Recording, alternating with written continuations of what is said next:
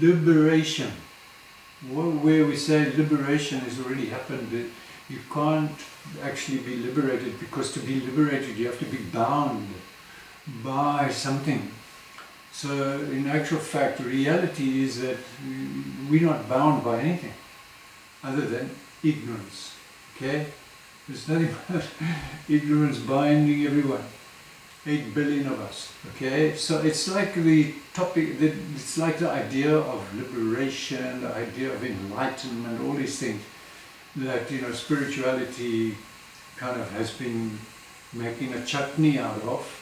I'll say that. Because really enlightened already, you know, already everybody's enlightened, just being alive, being already present. You can't be absent, you know. All you can be absent in is a thought. And 8 billion of us are absent in a thought we call ourselves. I is the thought. So now the Upanishad, the Vedas, Veda Upanishads have always taught who is this I that we keep and all get lost in this particular creation, this particular atmosphere, right? And that's the bottom line, you know. Self, you find out, is the alpha, the omega, the endless, timeless destination. It's actually, you know, this is the thing. You already are self. You know, how can you be separate from yourself? It's impossible. You know, so the only thing separating us from ourselves is an idea that we have of ourselves. It's a very crazy catch-22 situation that we're living in, and 8 billion of us are living in it. And the only thing creating crisis and conflict in our lives is our notion that we are separate from ourselves, right? And I mean, how do you ever be separate? It's impossible. It's like, so no matter how much we practice meditating, and I'm not against, of course, I'm not saying anything against meditation or any of these spiritual practices, no matter how much we do that, nothing is going to bring us to ourselves, because we already are. Not just with self, we are that. And this is what yoga, spirituality has always told us.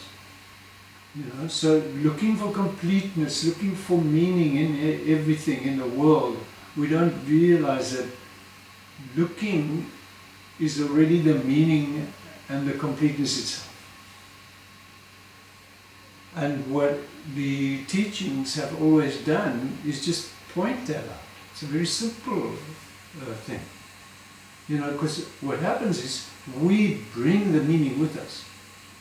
When we start getting into crisis and conflict and so on, you know, because of a thought, we generally, the tendency is to go and find something that can explain what we're going through. You know, so traditionally you go to a teacher.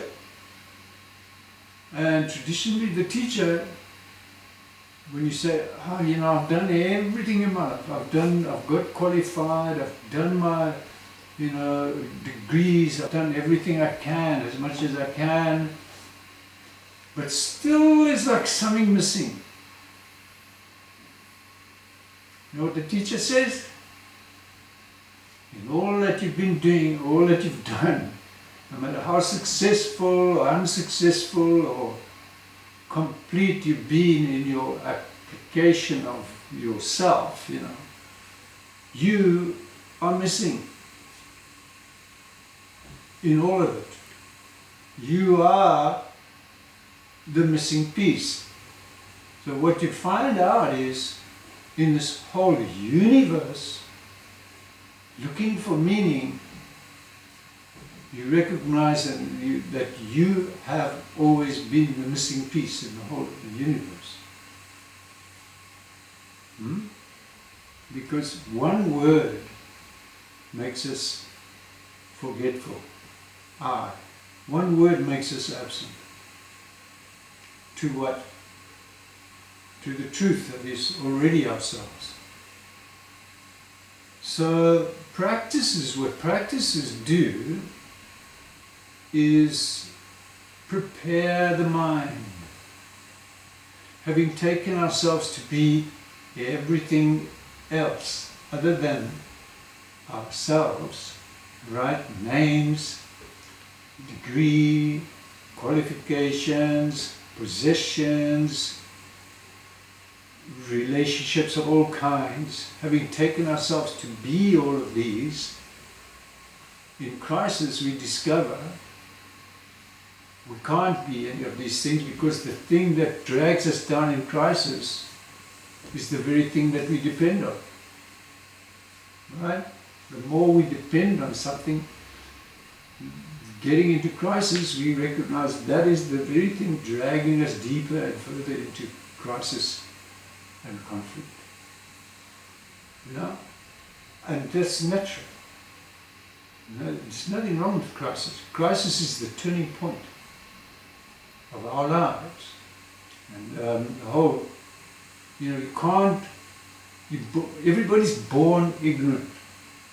You can't get born knowing what's going on here. So it's a game that creation, call it creator, creation, call it whatever you like, is busy playing with itself. And all that's getting lost here is creator, creation, getting lost to itself. And then, so how do you find yourself? You don't have to. The teacher just points out, you already are the self. But what the problem is, we don't know what self is. Right? Having taken it to be a name, a word, I, all these relative being the operative word, things we are used to habitually identifying with the relative world of things. We're not used to looking at the one getting identified, right? Ourselves, consciousness. We haven't got a clue about who's looking, who's identifying. We don't know anything. So the teaching has always been there, that wherever we see a distance between us and ourselves, the teaching comes along and removes the distance. The distance is only created by one thing: ignorance of myself. And the only thing that can remove the distance, this idea of separation from myself, is knowledge. It's very simple. So back to liberation. Already liberated. Already we are the liberation itself, the freedom itself. But we don't know that. We think we have to, because we are used to being told we have to do something to get something, we think we have to do something to get freedom, do something to get moksha, do something to get liberated. What we don't realize is the one looking is already the liberation itself, already the freedom itself. So when Krishna in the Bhagavad Gita says, there's a journey of life and you are the journey and the destination and point of departure, what is he actually saying? By saying you are the beginning of the journey as well as the destination, can there be any journey? From where to where? So this is the whole point. This is the whole conundrum. This is the catch-22. What he's telling you is, and he does say that right in the beginning of the Gita, is like, there is no destination. There is no journey. You are the journey. And destination, beginning of the journey, call it whatever you like. So what it is a destinationless destination. How do you get there? You see, this is the beauty of this existence, guys. That there's always been oneself. And never will be anything but oneself. And so, reaching the destination, all that needs to happen is it has to be pointed out. What is the destination in this journey? What is the journey? What are we all doing here? Nobody knows. Why? Because everybody forgets the one traveling, the journeyer. Who's on this journey? Can it be anybody but yourself? And what can the destination be? What can the outcome be? Can it be anybody but yourself? I shared something this week. When you get into an amusement park, right? Who gets on the ride? You. So the journey begins with who? The amusement park or in you. You decide you're going to go on that ride, okay? So you get onto the ride, and then when you're on the ride, where is all the excitement and thrill taking place? In the ride or in ourselves? The thrill is happening because we are present, because we are happening. Then once you reach the end of the ride, where does the ride end? In the park or in oneself? In oneself. So it's the same in this whole adventure we call life. Where does the adventure begin? In ourselves, in you.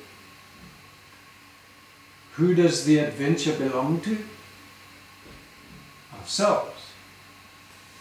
Reaching the destination, what is reaching the end of the journey, let's say? Where is this adventure going to end? Can it end anywhere but oneself? No. So the best thing is, while you're on this journey, get to know yourself. And how do you do that? No matter how many exercises you do, or practices, no matter how many books we read, right?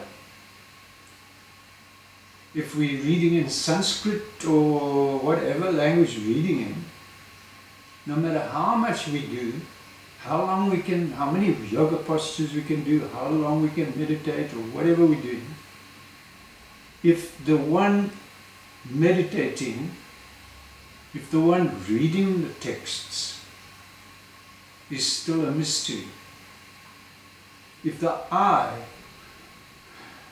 I am still a mystery, my whole life's a waste. The whole creation is here to facilitate this journey. And it's always been. So, the whole idea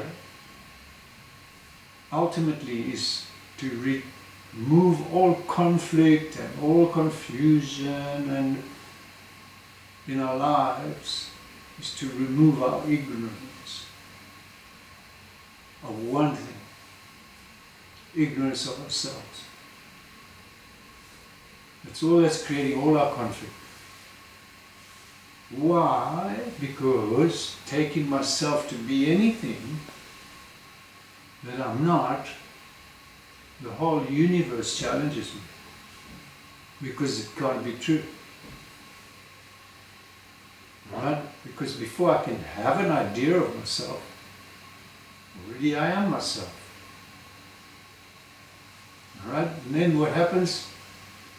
Getting lost in the idea, I start creating all this beautiful notion of who I want to be in the relative world. Yes, perfect, no problem. Go and get the degree, get the qualification, do the jobs, do everything, get married, fall in love, do the whole thing is there to be enjoyed. Alright? It's not a whole renunciation thing. In fact, once you renounce your ignorance, everything becomes enjoyable. Completely enjoyable. There's nothing you cannot enjoy. Including, I mean, it's a crazy thing to say, but pain doesn't become enjoyable, but you can tolerate anything. Suffering of all kinds, you can tolerate it because you know I am the completeness itself. I don't have to worry about all this stuff. Alright? All that's getting lost is a thought, an idea. Right? Before I can have the thought and idea, am I present or absent? Of course, I'm already present. I'm already here. Before I can have any thought of myself, already I exist.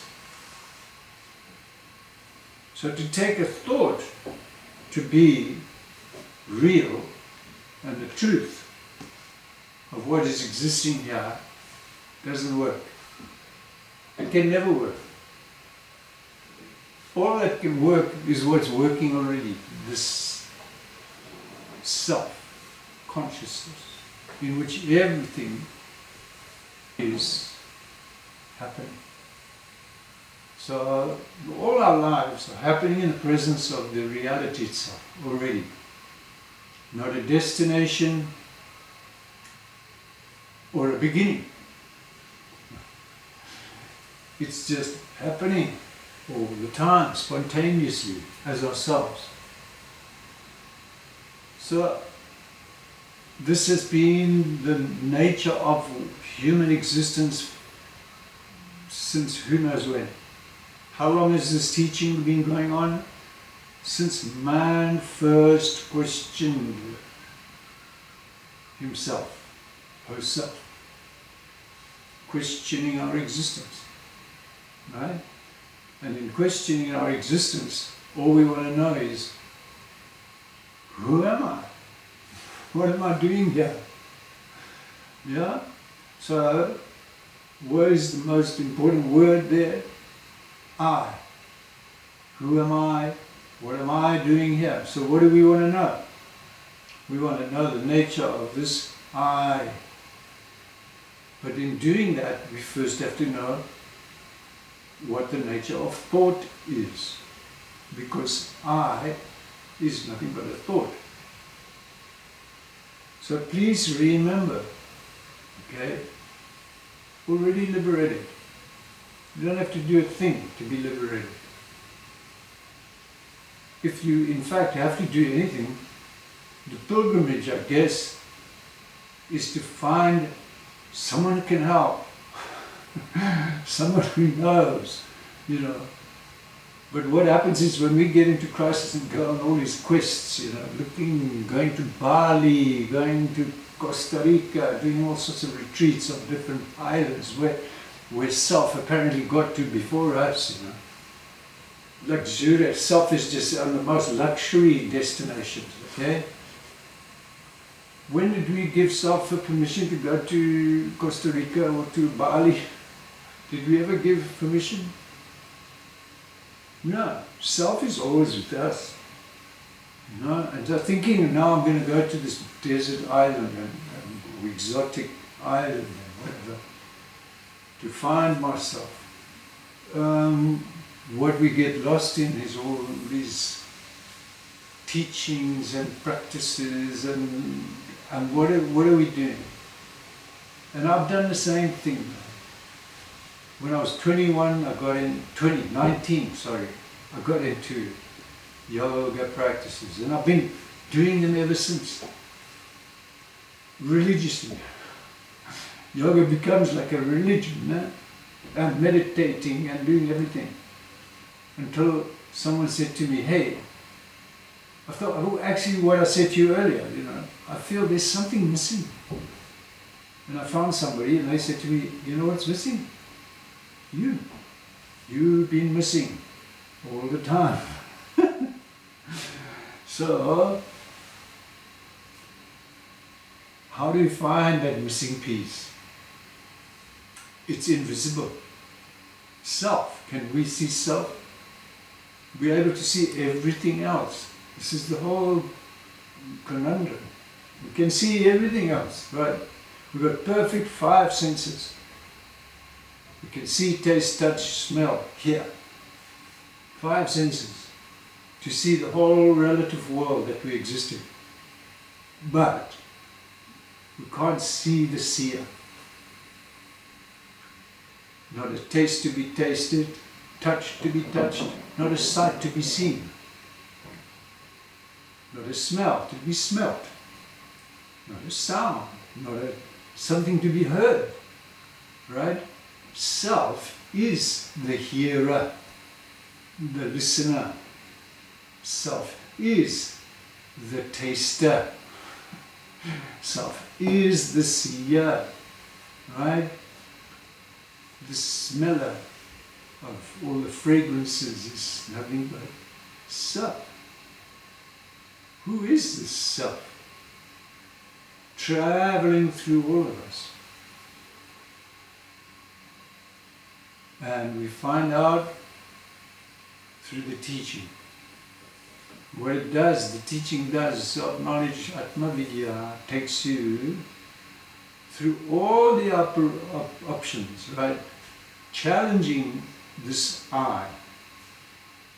That's all we can do, is challenge this I. Having taken ownership of everything, this thought, ego, has taken ownership of all of our lives, right? It's taken ownership of everything in our lives too.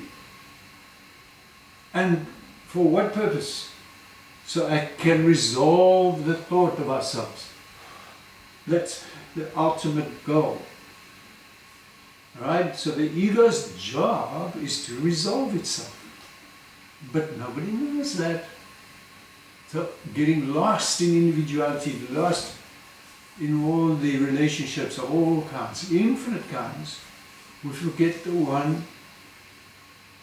enjoying, the one getting lost, the one that is ourselves. We forget and take our own existence for granted, taking everything else to be more important than we are. Of course, what's going to happen? When those things are no longer available, no longer there, what happens to us? We get into crisis. So it either happens during our existence, during our lives, or, God forbid, it happens right at the end, when you're about to breathe your last breath. What was I doing? Yeah? Everything that's born in time ends in time. Everything comes to an end, relatively. But what you find is self, having never been born, never ends in time. Consciousness.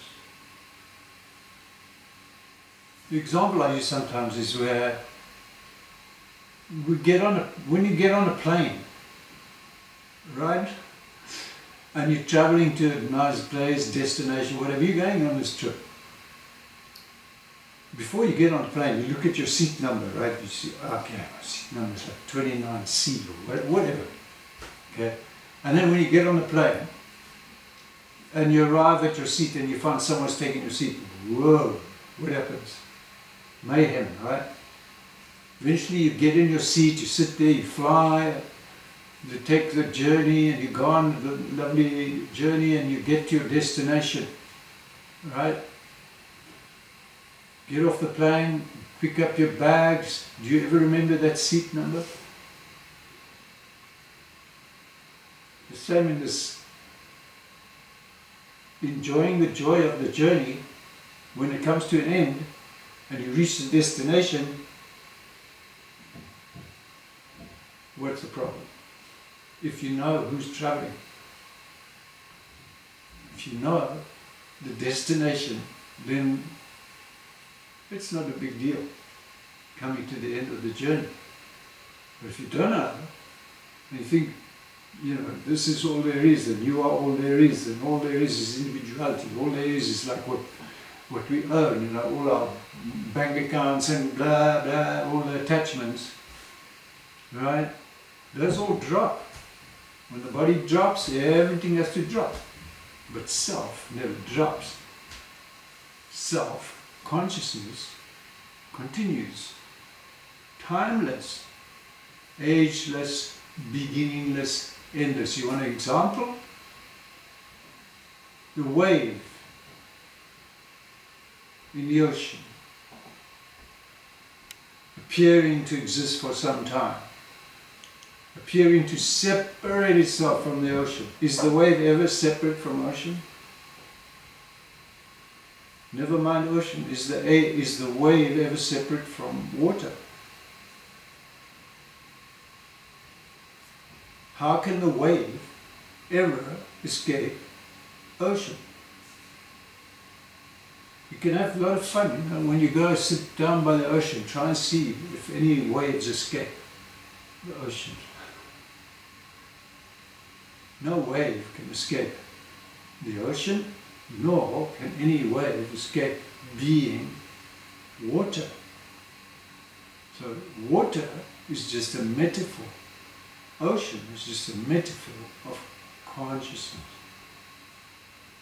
We can't escape being conscious, can we? Can anybody stop being conscious right now? Impossible. Try. Yeah? Already there. Already conscious. Already present. Already we are that presence in which everything is present. And in that existence, in that presence, we have a choice in a relative world what we do and what we don't do. But when it comes to ourselves, as conscious beings, we have no choice. When it comes to ourselves, whether we are liberated or not, we've got no choice but to be the freedom itself, the liberation itself. Already, before we even think of being liberated, before we even think of being enlightened, inverted commas, already we are that. Can't be anything else. Try being something relative. Everything relative dies. But to be yourself, what do you have to do? To be conscious, to exist, what do you have to do? Absolutely nothing. Effortless. So at the end of the day, when you sit and you learn in this tradition, everything else takes effort. Anything else taking effort, forget about it. Right? When it becomes effortful, you are working against the flow. When it becomes effortless, it's a blessing. So you are the blessing already. In our lives, when it's a whole effort going on, forget about it. It's our choice, right? We choose to do something, to get involved in something. And when it goes effortlessly and it's happening, there's nothing you can do to stop it. But when it becomes effortful and it becomes a grind, nothing you can do can make it happen. But already happening is oneself. All you've got to do is work with that consciousness. And you become your own wish-fulfilling tree. So life will tell you like what's the right way to go or not, whether you're blessed or not. I mean, if I keep trying to go this way and it keeps ending up in a mess, then it's telling me, hey, pack it in, man. Stop. Find something else. And then when you find something else and all goes beautifully, fantastic. You keep going that way. So these are just small little things. Already the freedom itself. We don't have to do anything to be free. All the practices and meditation and yoga and everything is just doing is reminding you that you are the freedom itself. But if you don't know what freedom is, you don't know what the destination of life is, you don't know any of these things, then what is it reminding you of? Nothing. I was sharing yesterday how when I first went to yoga, someone said to me, my teacher said to me, you are the truth itself, already, you know. Okay, fine, I was 19, but that doesn't tell me what truth is. That doesn't tell me what completeness is. Telling me I'm the universe doesn't tell me what the universe is. Telling me I am the destination doesn't tell me what the destination is. Alright? Well, let's just finish off there and close our eyes. We'll do a short little meditation, contemplation. Just closing the eyes doesn't mark the beginning of meditation. Doesn't mark the beginning of anything. Closing the eyes is just like closing the curtains. Already present. Already you are yourself. Not needing a thought, an idea, concept, notion, needing nothing. Already the full freedom self.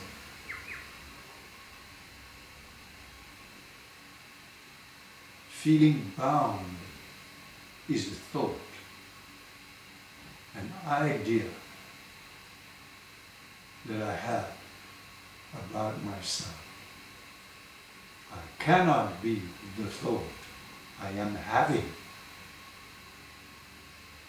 I cannot be anything that I have.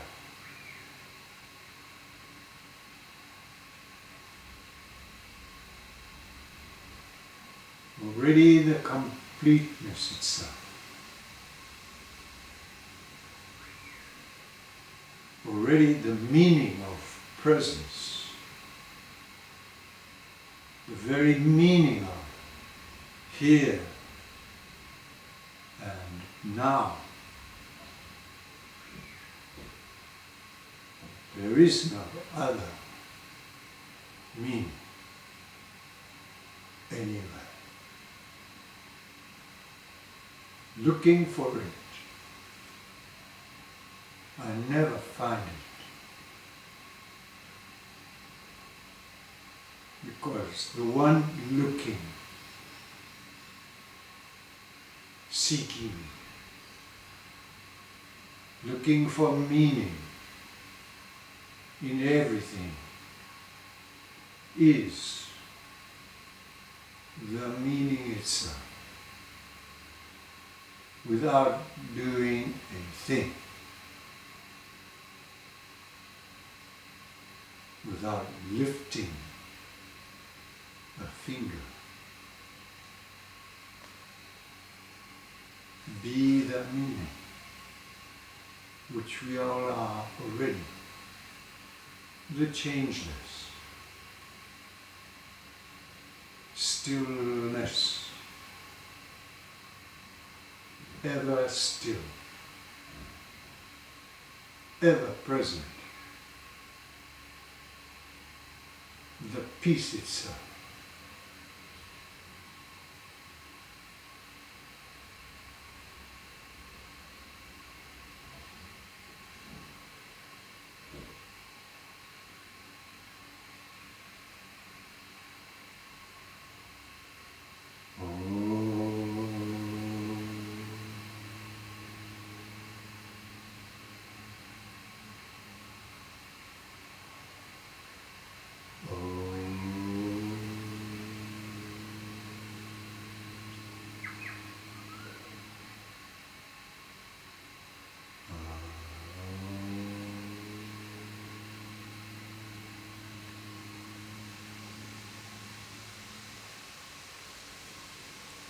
Shanti,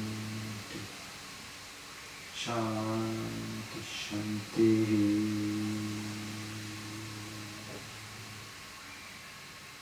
There is nothing but peace, nothing but bliss, nothing but completeness. Be that which you already are, without effort, and have the best time. Hari Om.